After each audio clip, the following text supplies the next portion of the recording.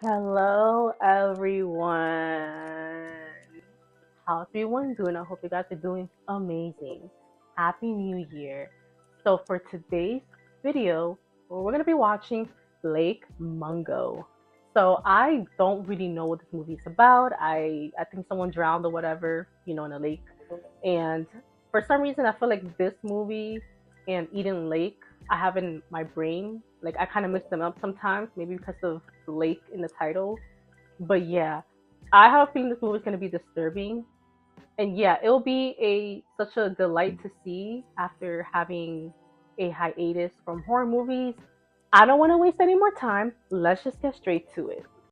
I feel like something bad is going to happen to me. I feel like something bad has happened. It hasn't reached me yet, but it's on its way. Mungo Productions. Mungo. Well, it's an Australian film. Great. Not because they're bad, but because I know what Australian movies like to do, It's kept secrets. She kept secrets a secret. It's hard for some people to understand, but you have to believe you're to blame or else there's nothing to hold on to. In December 2005, a tragic accident began a series of extraordinary events that thrust the Green family in the small Victorian town of Ararat into media spotlight. Ooh. This film is a record of those events. Ugh, coñazo. Alice has gone safely to... How long ago did you last see? She's in the dam. She looked everywhere. I can't hear. Do you know where you are? No, these shots, I like how they just capture creepiness. The normally tranquil setting of Ararat's Norval Dam was shattered yesterday with the disappearance of 16-year-old Alice Palmer while picnicking with her family. We received a call around 6 p.m. tonight of a missing girl, and on discovering the nature of the situation, we called in the search and rescue divers from Melbourne. If this takes place in 2005, then this quality seems like this is older, you know what I mean? The quality of these news footage. So I started swimming back and she didn't come out with me, so I thought she's going to stay in there. I looked out over the water to see if I could see her, and both the boys had kind of checked, the bushland behind. Police search and rescue divers. Well, we were told to go home, and if the search and rescue divers found anything, then they'd let us know immediately. So the family has something to do with this. I just get an eerie feeling from them. It felt a little strange having my mother there, Mum and I there for Alice. It just didn't feel like the right order of things. Worst night of our lives. I went into Alice's room later that night and her phone went off a couple of times, but I didn't answer it. I remember the bed was made. Now this shot is perfectly eerie. I think I have seen this kind of shot before, how everything just fades slowly. Starting from the outside and the center. Are there any memories from that night that stand out for you? I remember we had the porch light on. Still do, actually, just in case. And why is that?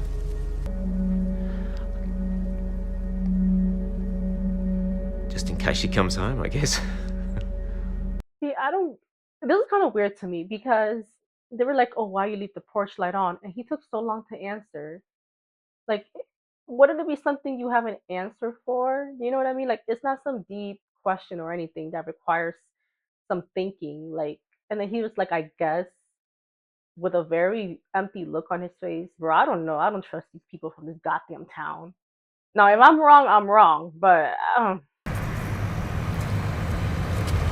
December 24, 2005. Damn, a whole 20 years ago. As soon as we were told that they'd found the body, Jen and I went down to the dam. Georgie came over to keep Matt company. It was all very official and formal, and they asked me to sign a statement of identification. June stayed in the car, And on reflection, I think that was a mistake because she didn't have any closure. I just couldn't bring myself to identify Alice's body. Underwater all that time, and I guess it's not how I didn't want to remember her in that way. I mean, that makes sense. Oh, bro, don't wonder she did not want to see that. Like, I don't know I'll be able to do that. I'm not gonna lie to you. Horrible, horrible sight. Tom, are you? So we drove back into town in reverse, which was either that or walk, and given everything that had happened. Hey, what the hell y'all doing y'all crazy shit? Wait a minute. Go on, you. What's the explanation? The car stalled on the way back from the dam, but the only gear that I could get it into was reverse. So we drove. That's some nutty shit. You ain't beat the allegations. The autopsy was performed on the Monday, the 27th. Then the coroner released the body on the Tuesday, the 28th. Interesting how this happened over the holidays. Spending Christmas Day with the family up there, while Alice lay alone in the morgue. Like, there's like a lot of luminal shots, like, in this movie. Because I've been looking into like luminal spaces, which is pretty much like, it's like this image of like a space that looks like people would be there, but there's no one there. Think of a slightly dimly lit school hallway. You know what I mean? Hi y'all, just clarifying what I said about liminal spaces. So liminal spaces are not always empty. They're mostly defined by in-betweenness, and it is about function being suspended in a certain space. So for example, in this movie, we just saw a shot of a church and it looks pretty empty, and the church is not really serving its function. Like, there's no one there. We don't see anyone praying or anything like that. Like I said before, it doesn't have to do with emptiness necessarily, but it's just easier to conceptualize when it is empty. And this movie does have a lot to do with like death and grief and all these things.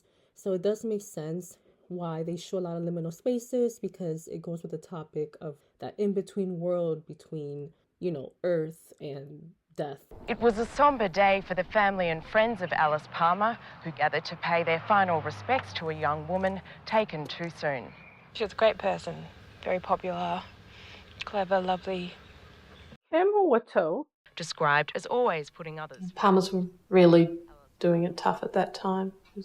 When I think of how bad it was back then, it's hard to imagine how much worse they would get.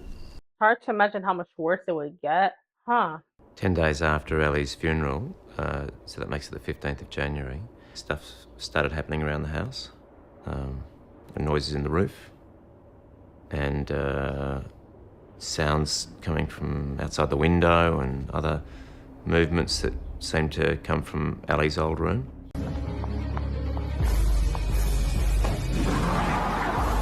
Don't tell me this is paranormal. I don't like this anymore. I really don't like this anymore. Take me out. It didn't help at all. Door kept slamming and we still kept getting the noises from her room. I don't like this. It had a really strange feeling about it. I mean, I can't explain to you what it was exactly, but you go in there and just have this bad feeling like in your gut.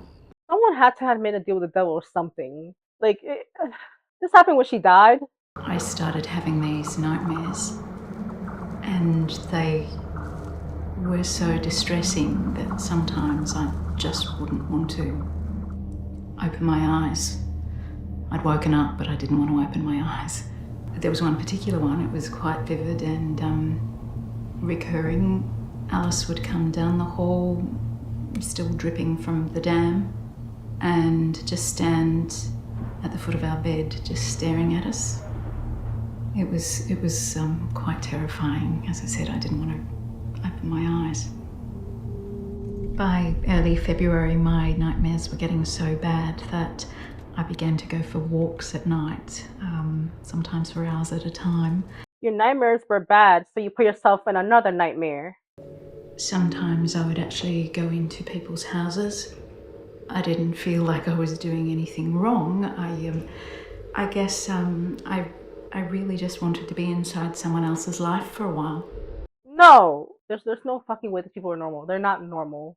She never said she was sleepwalking. She just said, I just go into people's houses. You know, I just wanted to know what it's like to be normal. Like, you just I just want to play. Let's just keep on going. Georgie, do you remember how Russell was doing at the time? Yeah, Russell was, he was working a lot at that point. I think that might have helped him with his grief. Russell and I met actually on the Gippsland Catchment Project in '98 and worked together on that. So you guys have known each other for a few years? Yeah, good few years, yeah. Oh, well, 1998 was just a few years. Then one night in late February, I came home from work and I was sitting in the kitchen, and I heard a noise coming from Ali's room. So I went into Ali's room, and I don't really know why, but I sort of found myself sitting down in the chair in front of the dresser, and before I could kind of work out what I was doing there, Ali walked in, and she went over to a desk and started sharpening a pencil, and then she looked like she was checking for a text message on her phone. And, I was completely freaked out. She was completely oblivious to my presence. And then I don't know what happened. I must have moved the bed or, squeaked my shoes or something, but she went completely rigid. I gotta bring out the stress ball again. No. No. Oi, oh. And she slowly turned around and she looked me right in the eye, fully for, what felt like forever. And then she just came at me and stood up and said, get out. And I just, got up and went out as fast as I could. I could hear Russell crying. I'm crying. You see these shots. I found myself mostly concerned about Matthew, I guess because those two were always so close. I remember he was spending a lot more time alone. We were all worried about him. Matthew came in with some unusual bruises on his body. They were unusual in terms of their distribution and depth. We obviously took a history trying to exclude trauma, but there was certainly no history of trauma that he was able. Yeah, I feel like these are demonic signs. We were unable to turn up anything conclusive, and several weeks after this, the bruises just resolved spontaneously. Damn, so the devil's just redacting his pain. What is going on here? I usually stay at Matthew's house 2 or 3 times a week. These are all the same genre of guys. Matthew came to me, he was very keen to find out anything about photography, so I was more than willing to help out. It's what I do, so I was picking my brains about just about anything to do with it. Now, what did y'all find? I know y'all found something. He was a great asset. I mean, eventually I employed him. Matthew's photos. Bueno.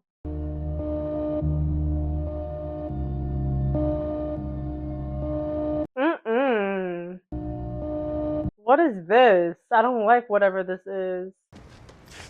Matthew, can you talk to me about the photographs of the backyard that you've been taking? Yeah, basically I've taken that same photo with that composition for, I think, every 3 months for the past 4 years. And it's just a photograph of the backyard looking out, and you can see the hills in the distance. It's just like a little project that I set up for myself when we got here. And what was in the April 28 photograph that was different? It's basically the same shot, but it would appear that Alice is standing against the fence.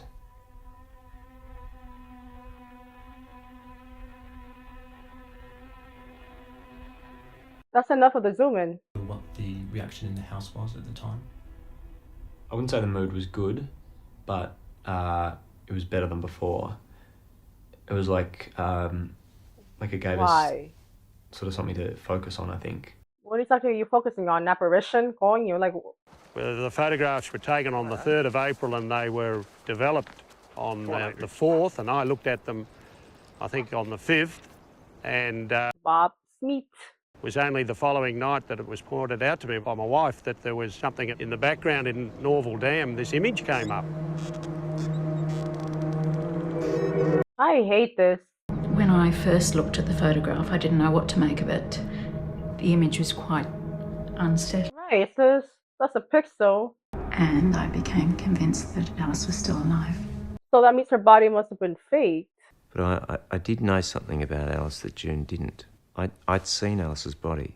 I didn't think she was alive. Okay, that makes sense. June was so convinced that I'd made a mistake that I actually started to have doubts myself. Maybe something way creepier than that. More than 3 months after the funeral of Ararat teenager Alice Palmer, her grieving parents formally requested her body be exhumed from the general cemetery. There has been some contention from the Palmer family about the accuracy of the original body identification. I mean, I can see why he would identify that body. A few days later, we received a copy of the coroner's preliminary report, and Alice's identity was confirmed by the DNA sample match. So that is her. You know, I can't tell you how much I wanted there to have been a terrible mistake, even if it had been mine. Yeah. Yeah, I would agree with that. Wanted there to have been somebody else's kid in that dam, or a runaway, a murder victim. Just anybody else's, just as long as it wasn't my kid. That part is, that's how we all think. Alice was reburied 2 days later on the 7th of June, but the question remained, who or what was in those photos? Man, you know what? Do I even want to know? I do want to know, actually. Well, I continued to hear things, and What did you hear? I was hearing noises, sort of, they didn't really relent. I kept hearing noises in the hallway. So I thought, well, I'll just set up a camera to see if, I see anything, see something.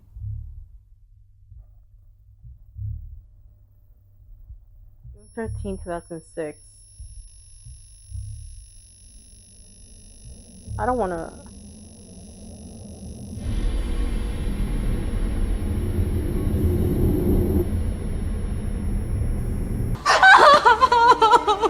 The first night, I looked back and there was footage of a figure moving from the lounge room across the hallway to the front door.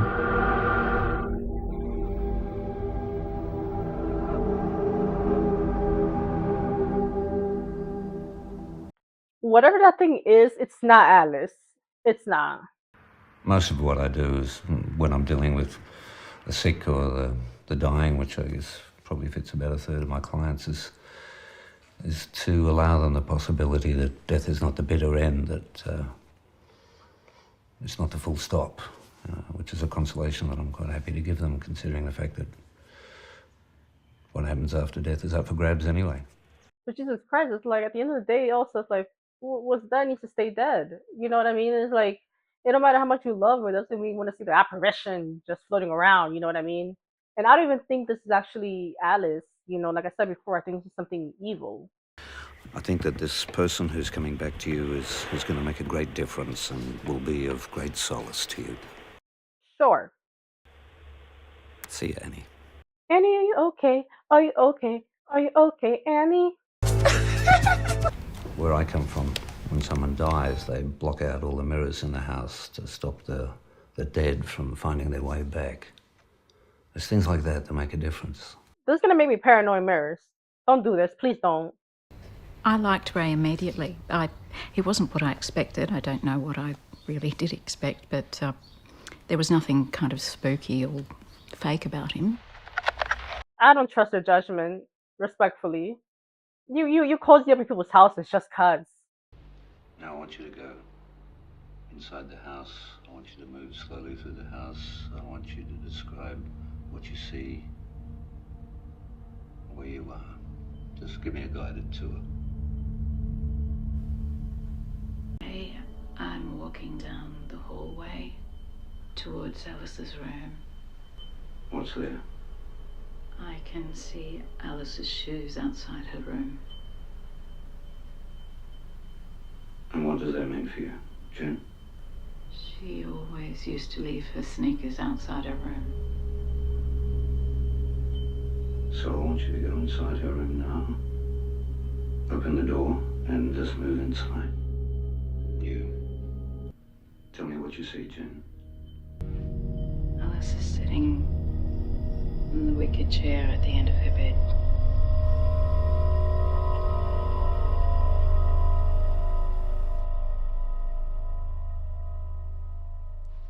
She looks sad. Matthew, how did you feel about having a seance held in your house? At the time, I was actually kind of interested. I don't think Dad was thrilled.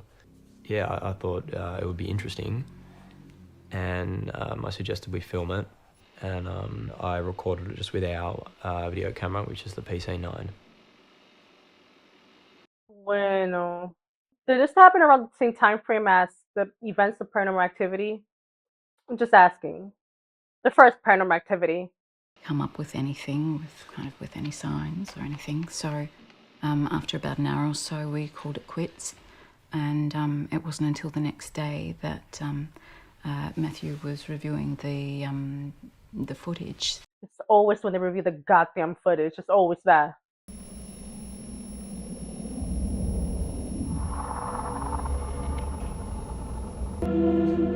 Ray got Matthew to help him set up 3 permanent cameras inside the house, recording in time-lapse configurations 24 hours a day. There'd been a lot of speculation about Ray and what he was doing there. And I had heard rumours throughout July of video images purporting to be of an apparition in the house, but I must say I was sceptical as to their legitimacy. And your view on Ray? Also very sceptical. I'm skeptical. I'm skeptical too of Ray here. That said, my chief motivation was professional. Something was happening inside that house and I wanted to find out what it was.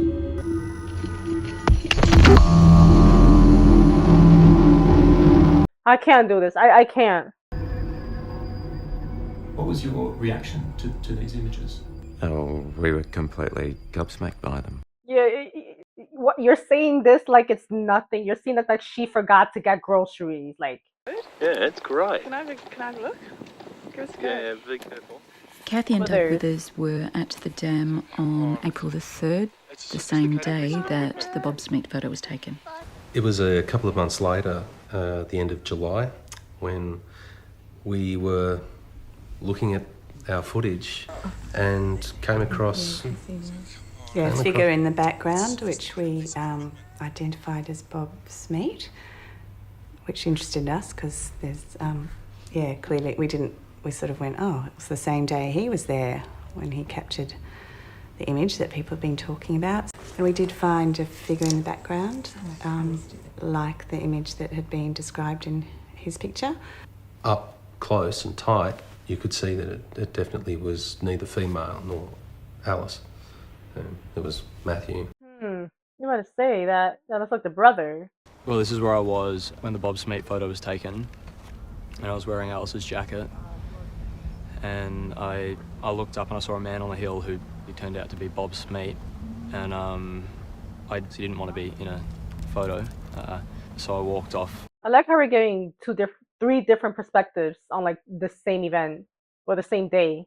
When the Withers thing came out, Dad came to me and asked me if I'd been involved in anything else, and I didn't want to lie to him, so I told him.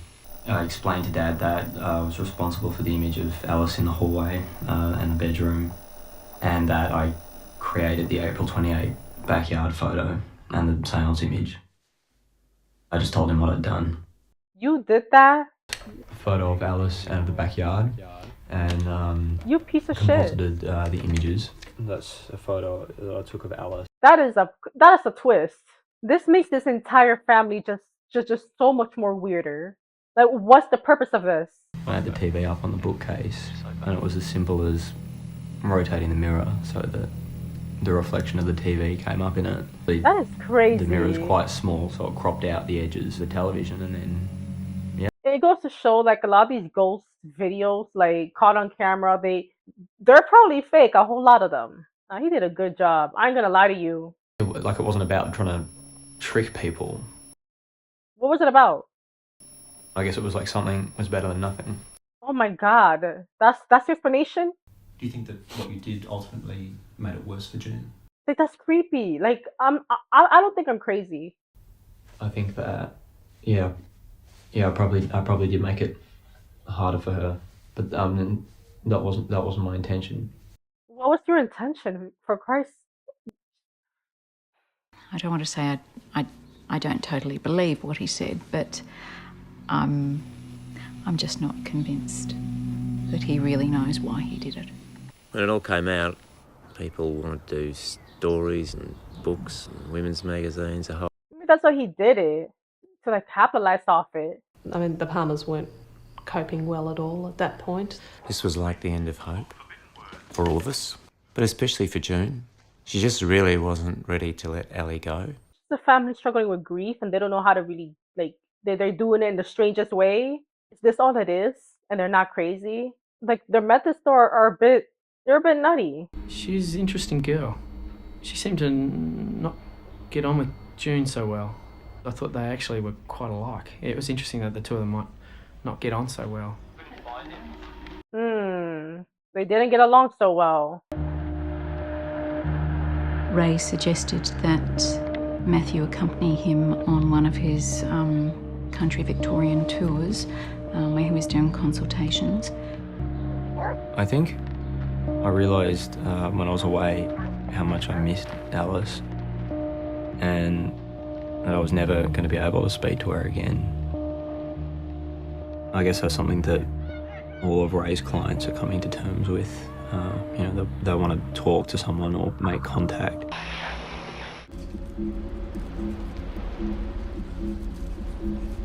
When me and Ray went on the tour, we left the two rented cameras where they were in the hallway.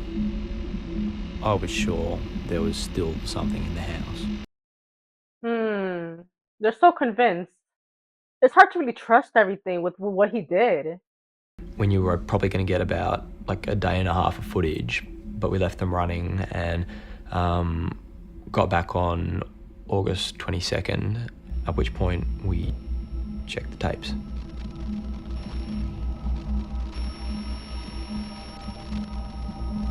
Nah.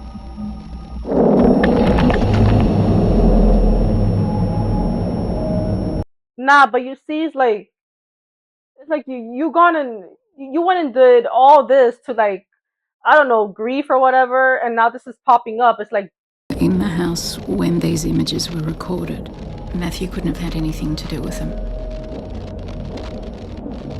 They seem to prove that there was a ghost in our house. Alice's ghost.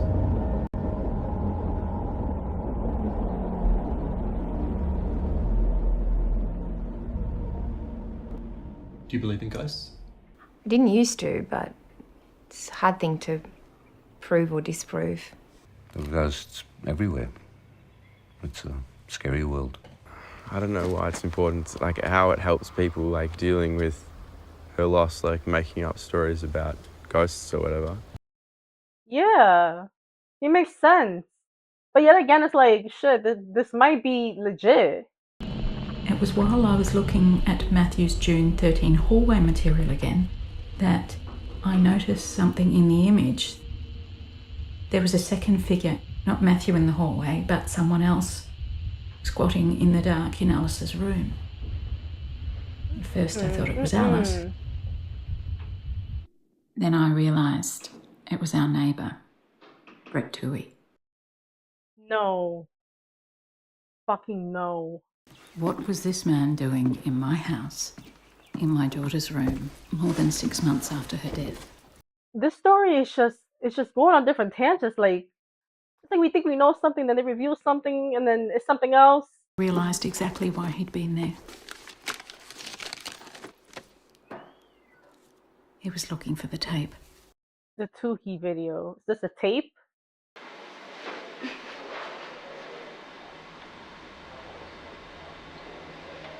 I don't even like the name Toohey. Now this is creepy. I don't like this. This is not even paranormal. It's like some dark web creepy. Alice began babysitting for the Tooheys in 2002. and she continued for the next 2.5 years. The two boys were 5 and 9 years old. I literally just couldn't believe my eyes. Alice is in there? That's Alice? She would have been, what, under 16? He seemed like a nice guy, you know, like, he was nice. We used to speak and he was never like, you know, nasty or anything.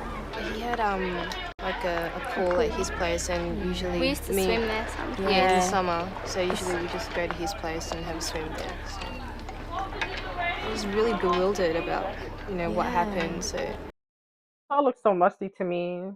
It was because, you know, I had no idea that Alice would be with somebody. I know, yeah, it's like a complete surprise. Like, we just didn't think, you know, she'd do something like that. Yeah. Yo, but she must have been under 16, bro. That's Jesus Christ.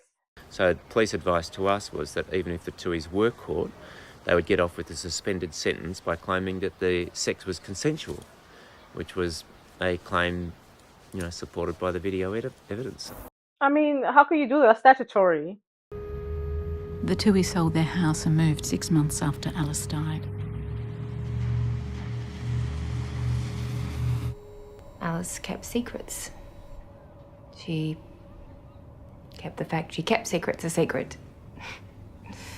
So, which does change the way that you see somebody, I suppose, when you realise that they did hide things from you a bit.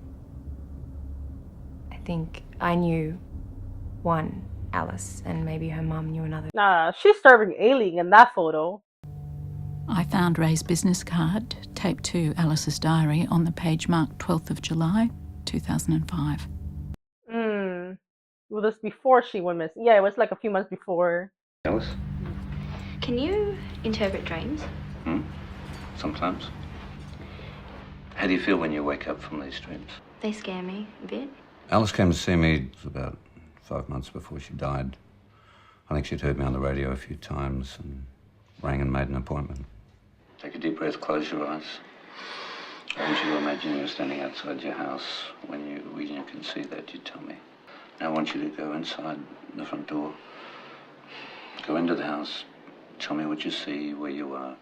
Ray, why didn't you tell June that you'd actually met Alice before? I'm in the entrance. Look, I don't think it was a case of hiding something from them. It was more that I was honouring Alice's request for confidentiality. But it was damned if you do, damned if you don't, you know. No, we didn't feel like we could trust Ray anymore. For whatever reasons he had, keeping that information to himself, it still felt like a betrayal. Yeah, because like in this situation, she ends up dead, so it's like that confidentiality, you know, is supposed to go out the window. What I think really hurt them more than anything was what they saw as my failure to see Alice's imminent passing. Looking back, it's kind of strange that someone would, you know, be as close to us as he was. I think maybe he needed us as much as we needed him. Everyone here is extremely strange. I had a dream last night. I was cold and wet. I felt heavy, like I'd been drugged. And when I woke up, these sensations didn't go. I needed to see Mum to talk to her. I stumbled to her room, and as I stood there at the bed watching them, I was overcome by this intense sadness. I started to cry standing there at the foot of the bed. Don't do this. Don't do this again. Do not do this again.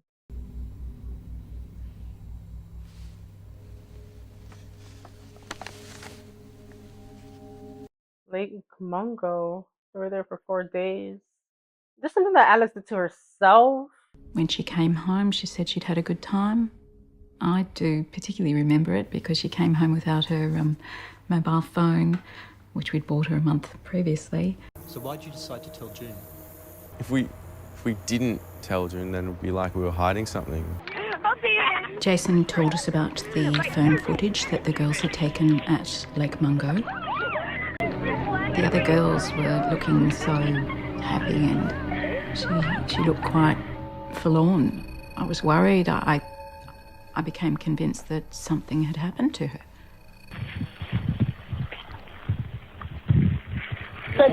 There's some friends, kill another friend kind of situation. There was an image of Alice, very hard to decipher, in the bottom of the frame, kneeling under a tree.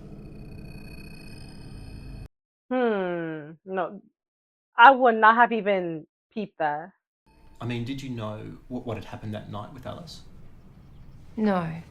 I knew she'd lost her phone. I knew she was upset, because that was pretty obvious, but I didn't know why she was upset. It started simply enough.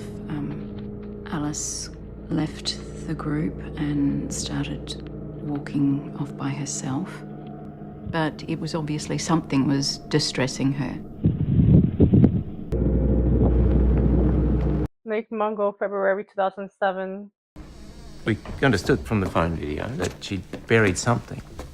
We had an idea where that tree was because of what we could see from the video. June said she'd found something and she pulled out a plastic bag. And inside the plastic bag there was Ali's favourite necklace, her ring, her watch, her mobile phone. Her most precious things. Oh man, those phones. Such a throwback. Never had one, but Nokia. Durable ass phones. You scared of dying?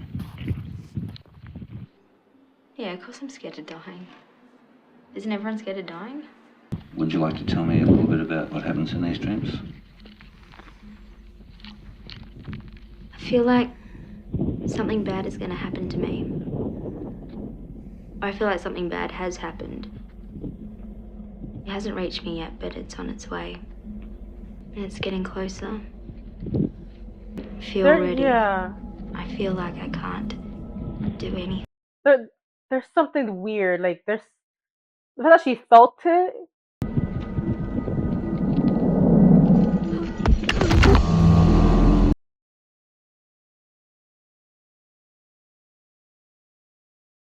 What the hell?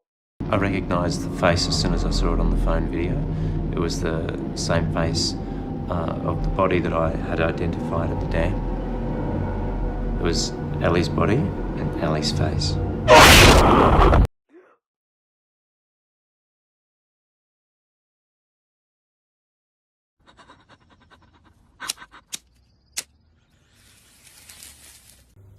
There is absolutely no rational explanation for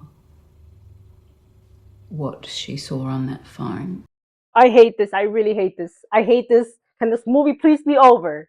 Oh my god, they're coming up. What's coming? I am convinced that Alice knew she was going to die. I'm convinced of that. I think the figure at Lake Mungo was an omen for her.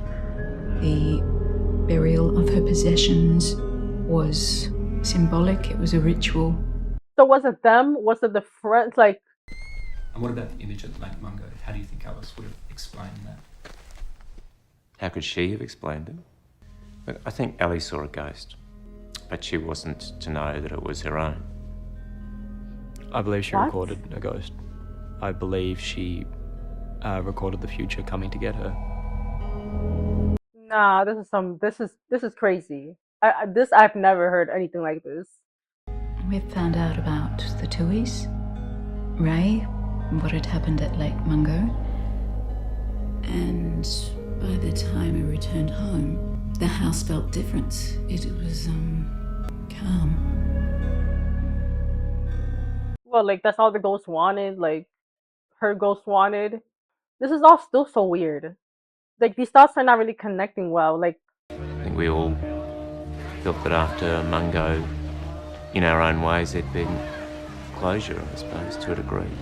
And, for each of it, it's different. And for each of it, we've made our own peace. I think we just collectively made a decision to move forward. And moving was really a big part of all that. At least they finally decided to go. I think it's for the best. Sometimes, I just forget that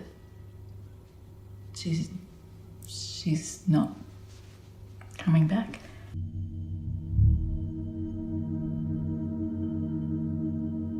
June's final consultation with Ray. Bueno, let's see what all this is about. Go inside the house. I'm going through the front door, walking down the hall towards Alice's room. Someone's there. I think someone's coming down the hall. Do you know who it is? Do you want to go inside?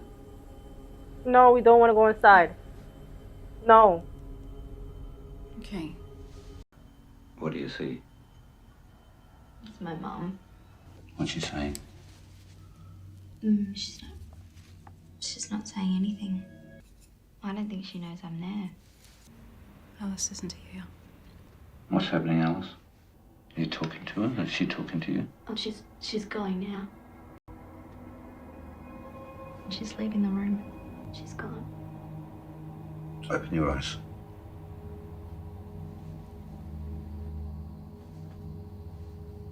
Nah, I'm gonna wait till this movie's over to get into what I think. She's going now. She's leaving the room.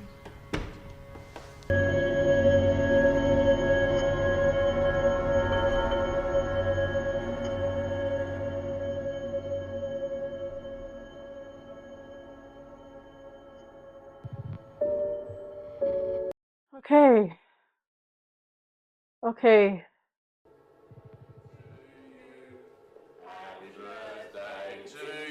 Oh no, oh no, oh no.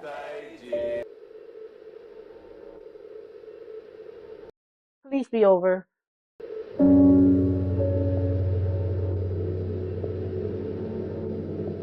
Alright, listen. I'm over this. Movie's done. Movie's done. Alright, alright, alright. So I don't even know where to begin. Number one, the story took it's like you went to a certain direction and then you were steered away from it and then you went back on it.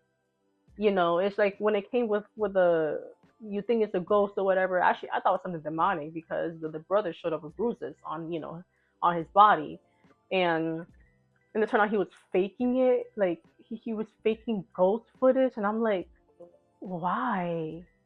Like, why? And I'm like, it's got to be for money, right? But you know what? Maybe the mom is right. I don't think he even knew what he was doing, and I don't know. And the mom like fucking hopping around houses, doing a hot potato. I don't understand. I don't understand. The father looks extremely emotionless. This family is extremely weird. Not to mention the neighborhood, like the trolleys, what they call the chore boys, the people with the threesome. I'm like, I thought something was gonna go beyond that, but nothing went beyond that. I don't know what it's like. And then the when it happened with the friend and how she supposedly saw herself as a ghost and how she knew she was gonna die, like I don't understand. Like, and again, I like how this is cut ambiguous. Like I like when movies don't over explain, or as a matter of fact, slightly under explain. But this movie, I feel like they were throwing a whole bunch of creepy scenarios to the point where I don't, you know what I mean? It's like this movie's good at scaring you, but when you really think about it, I don't know if it does a good job at least be the movie that you can understand. Like I don't think this movie is well under. Like I can understand why somebody will like this movie. And I can also understand why somebody wouldn't like this movie.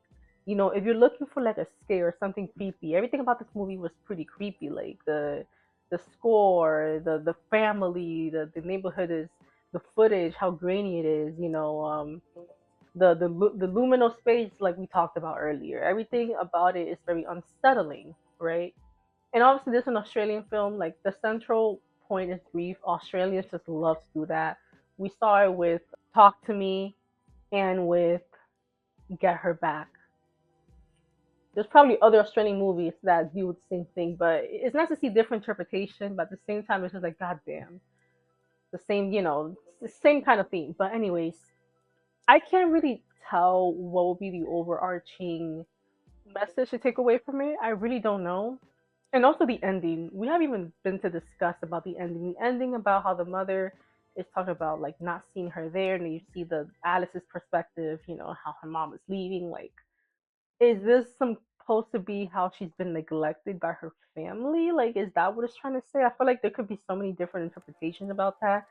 But please, for God's sakes, everybody please comment down below about this movie. Like, I'm so interested to hear what are your thoughts, opinions, theories, like everything. I'm so interested because I feel like you can literally say a lot of things about it.